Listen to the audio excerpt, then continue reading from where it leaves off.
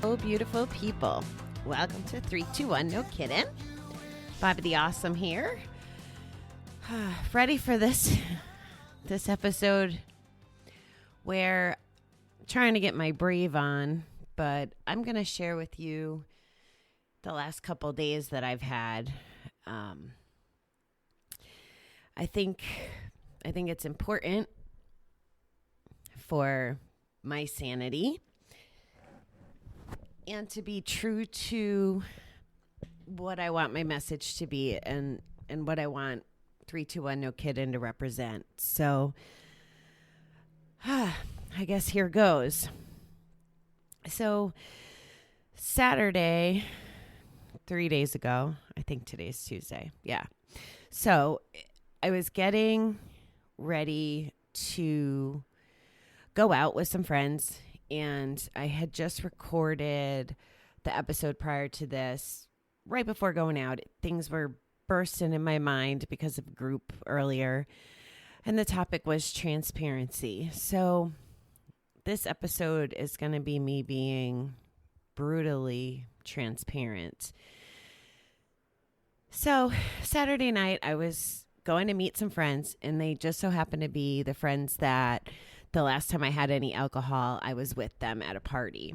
So this was a big deal. We were going to a bar and we were going to dance, and it was going to be my first attempt at being in a situation like this and kind of test myself, for lack of a better word. But I really wanted to put some perspective about, can I have fun sober with drinking people? I learned on my trip that it was real easy to have fun sober with sober people, but I wanted to make sure that I don't have to, well, I guess even if I had to cut people out of my life, I'd be prepared to do that if I decide to stick with this choice of not drinking forever. But anyway, that was going to be my big deal of Saturday night.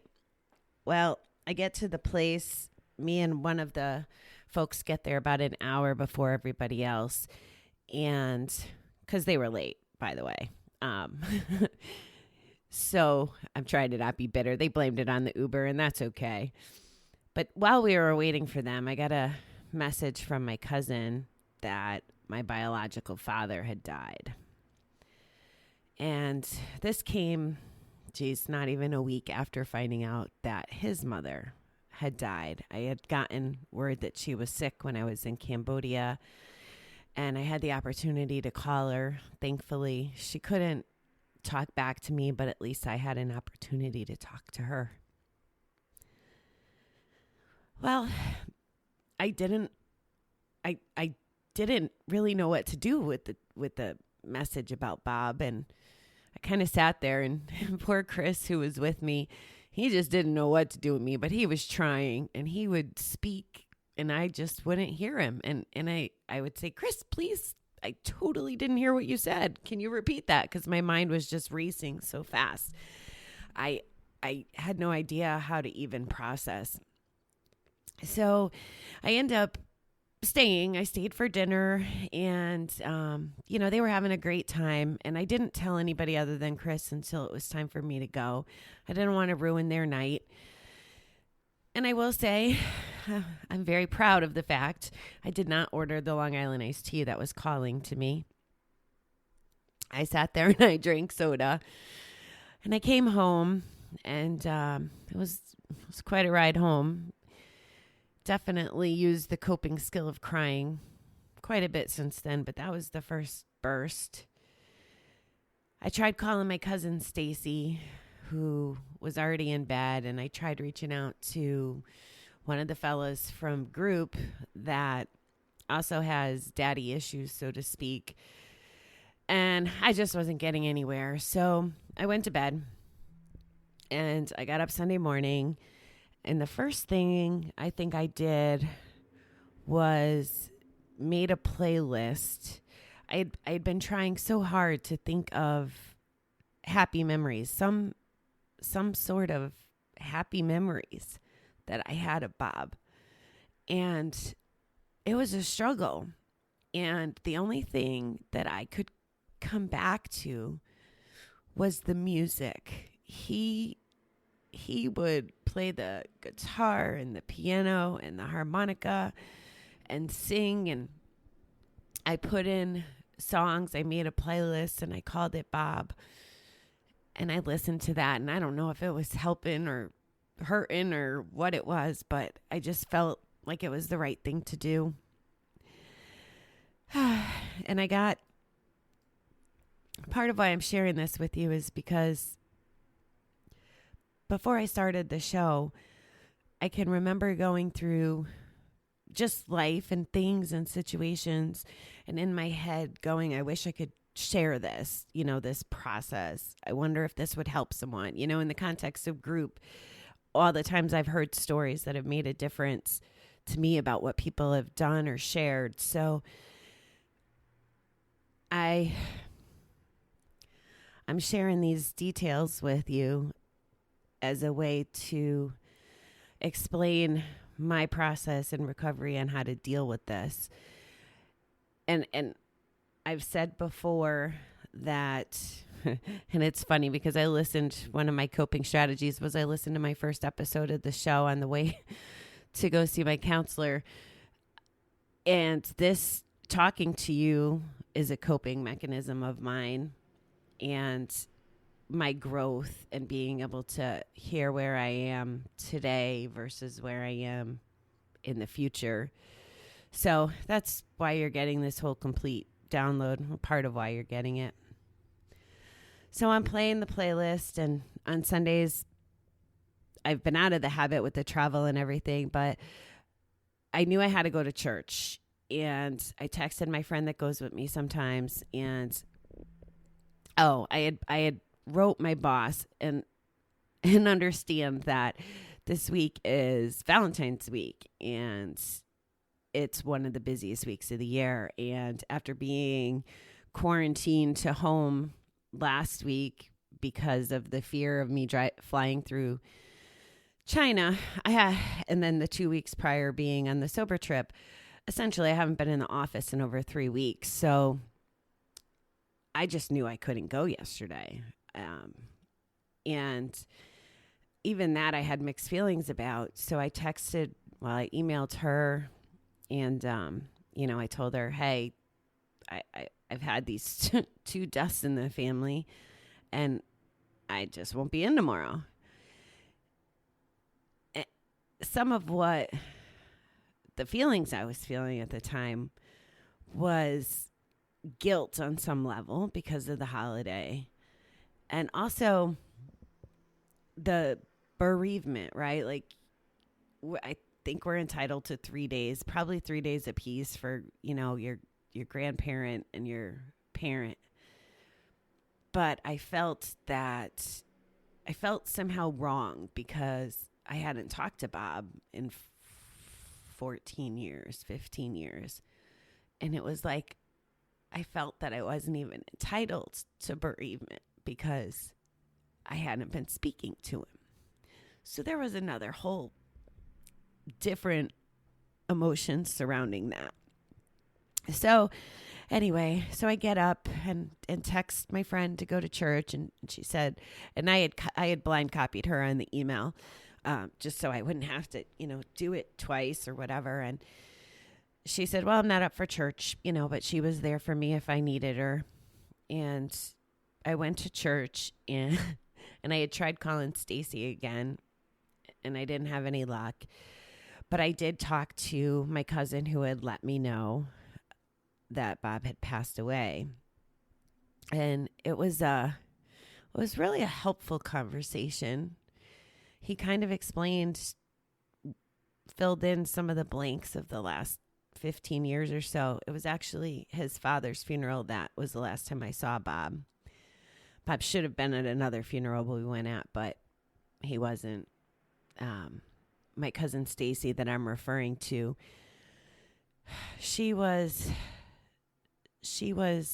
is my first cousin, and her father was my mother's brother.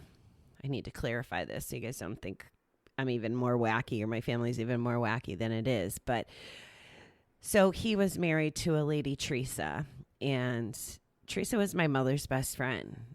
And when I was about 19 or 20, it came out that Bob was seeing Teresa.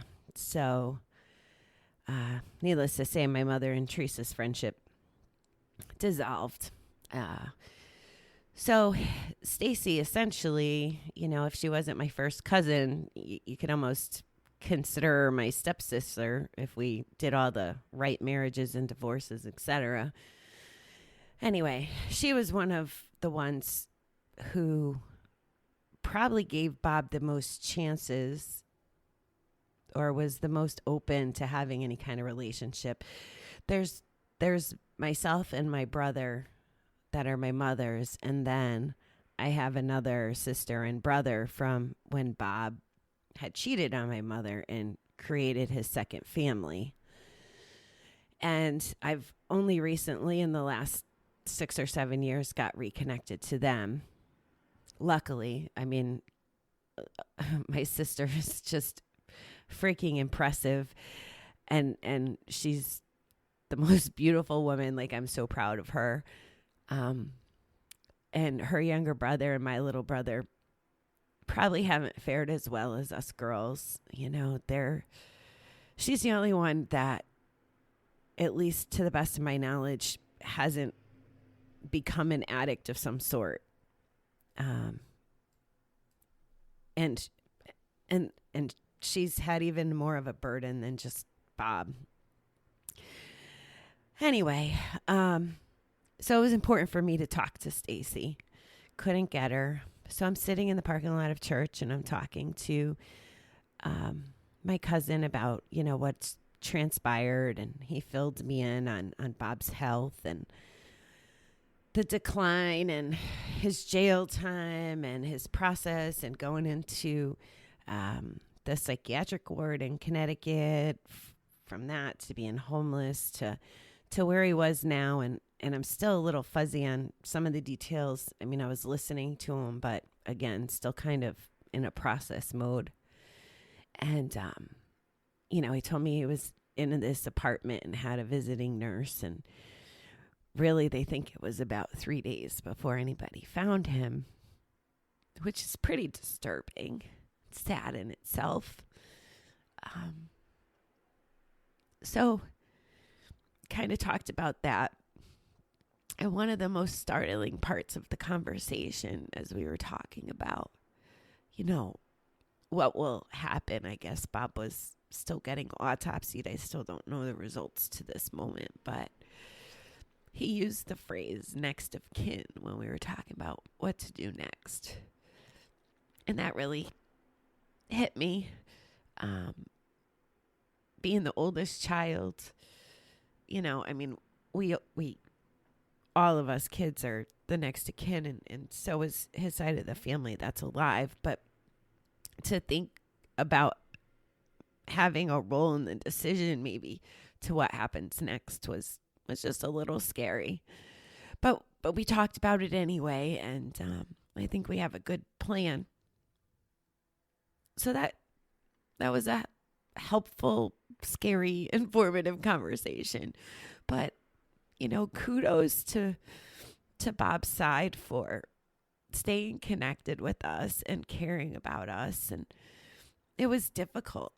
The part that makes me the saddest about Grandma Teresa dying is that I didn't have a good relationship with her because of Bob. There was a point in life where he forbid me to see her because he wasn't talking to her. And I can remember sneaking to go see her, and until I show up one day and he's there. So evidently his feud had ended or whatever. And I will, the more I learn about the brain and memories and all that stuff, I'm telling you the truth, my truth, as best as I remember it. The more I learn, the more I doubt most of my memories. So take what I say with a grain of salt, I guess. But so as I entered adulthood, every time I tried to see grandma, she would always get on the topic of letting Bob back into my life. And I wasn't willing to do that. I went to him. I offered him a chance. Sometime when I was a teenager, I remember being able to drive. So I had to be over 17. And I went to his and Teresa's house, and I feel like my brother was there. I can't even 100% guarantee that. But I remember the purpose of that visit.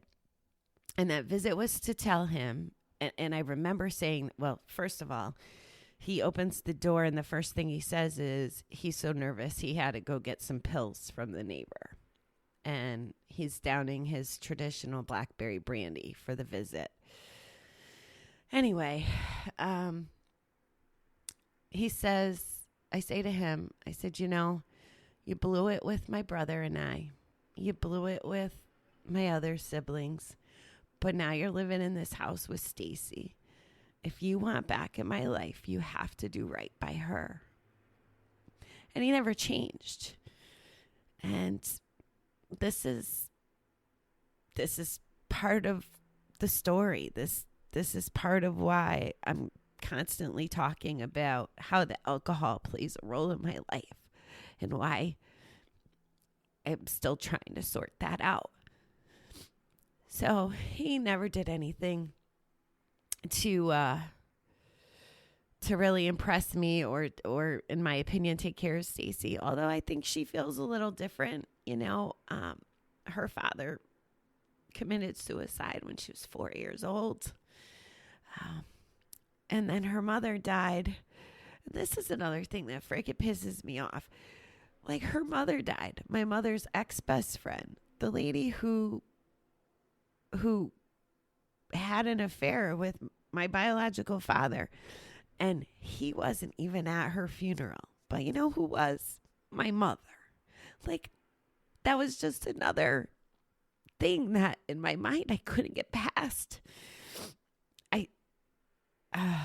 Anyway, so that was my decision point. And my grandma Teresa just couldn't, she wanted what was best for her son. So it became kind of a point of contention that I just wasn't up to dealing with. And it hurt our relationship. And I didn't get to spend as much time with her.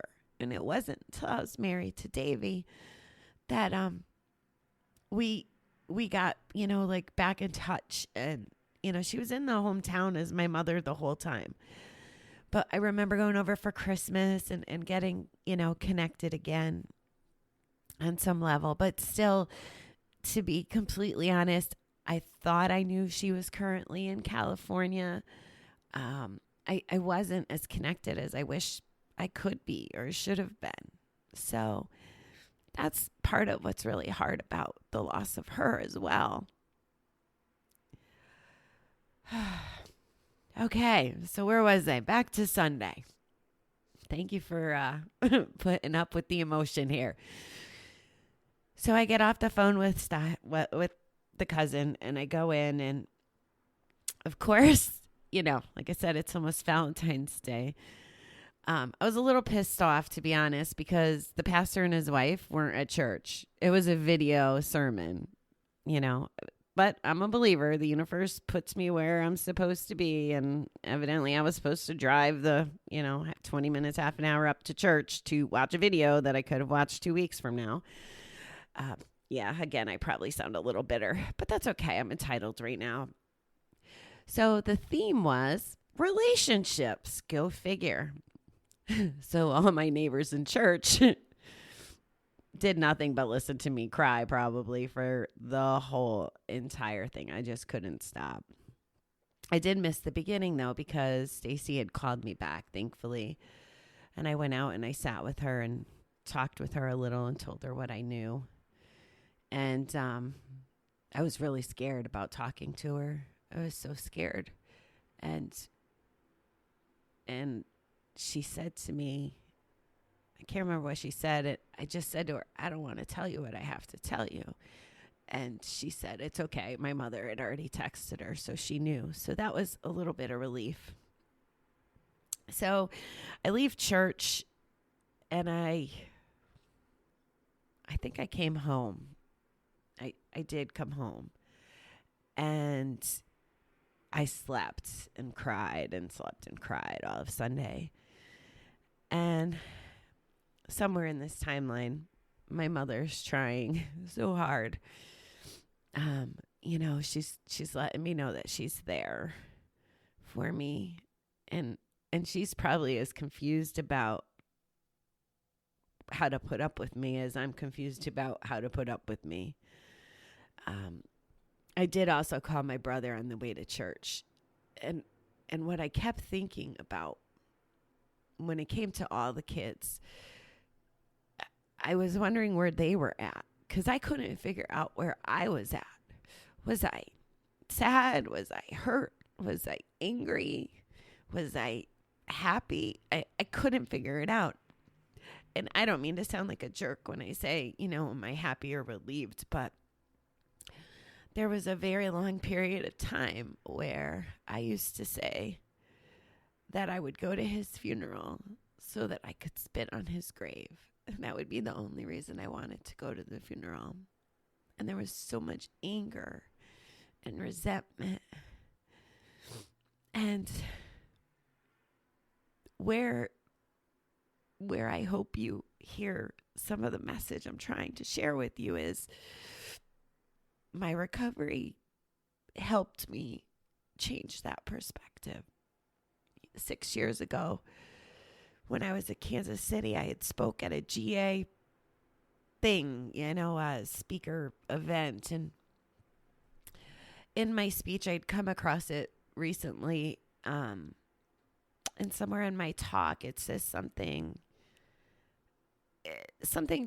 that really expressed how much anger I had towards Bob. And somewhere in the concept was that he didn't even deserve me being that angry and getting even, a mention in this speech or talk, whatever it was that I did. And then I went to treatment, and there was 2 fellas in my group, and there was they had to write letters to their fathers because their situations, had enough similarity to mine, but different. They had their own stories. But this one day, one of the fellas just read his letter, and the other 2 of us just freaking bawled. And I think that the healing was starting for me that day. Unfortunately, I fell in love with the other guy who was bawling, and he turned out to have enough power to hurt me the way Bob has, but that's another whole story. Anyway, so I work my steps while I'm in treatment, and like I said, the healing really started to happen when I was there in Minnesota, and the hate and the resentment started to just dissipate. And during the course of the last few years, I know I've used the word hate, but I've reflected back on how I really don't hate anyone. I don't even think I'm capable of hate anymore. So my place, the other struggle of my feelings the last few days was I moved the needle. I moved the needle from hate and resentment towards Bob to the place that I stole from Brooke Castile, I think is her name. She has a podcast. She calls this place neutral. So neutral's not having love or hate or the feeling. So just finding a place of neutral.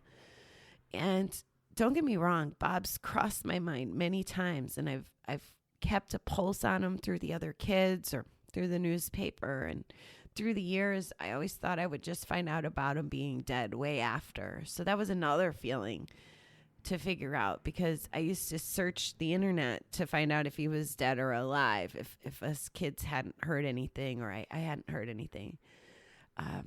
I don't know if it was out of curiosity. I don't know. I just wasn't prepared to know in the moment. I just wasn't. So I think I can't even remember the rest of Sunday. I know that all my friends, people were reaching out. The one thing I did on Saturday night when I got home was we have a community group or message place that we share everything as far as, we might start our mornings out with readings from our books or just good mornings to each other, but it's part of our community at the center. And I made sure I told them what was going on, and we try to support each other, and there was a lot of, the condolences, and again, that made me feel even more of that confusion surrounding my entitlement to be sad or to have people express empathy for me. Like, I didn't know I was entitled to it. And I ended up sending another message to them to kind of clarify. And I said, it's not like I just lost my father. I felt like I lost him years ago. But what I feel like I did lose was the opportunity to go from neutral to maybe love or forgiveness. I won't have that chance to ever. I may be able to get there, but he'll never know. So I'm grieving that opportunity as much as anything else. I don't know if it's even rational. As in my mind, when people pass away, and I think this is part of our maybe American culture, or maybe just the culture I've been exposed to. You see in the movies, you go to the cemetery and you talk to the dead person, or you might go to church and you talk to them. So I guess I can frame it as I'll always have that opportunity, but it's just not the same. So Sunday night, one of my best friends, she texted me, she's like, hey, and I hadn't told her. She's friends with my mom on Facebook, and my mom, again, being so classy, she had shared the nice write-up that the cousin had posted on his Facebook page, and Tara had seen it, and she asked me if I was alive, I think. And I knew it was Sunday night, and she always has plans with, her family on Sunday night with her wife's family. So I thought it was a little odd and that she might know. And I just wasn't ready to talk to her or to anybody still in any great detail. And she said, I wanted to make sure you're okay. Was that your biological father? And I told her yes. And, she probably said something nice. I don't have the text in front of me, but I knew she was there for me, and I told her I wasn't really in a talking mood. So the other thing I had done on Sunday was, I have to tell you people, the things that I was doing, the going to church, the not drinking away the pain,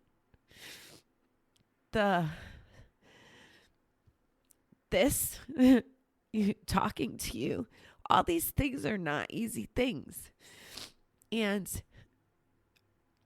I'm very passionate about what I believe in recovery. And one of the things I believe in is working through things, not going around them and not numbing them.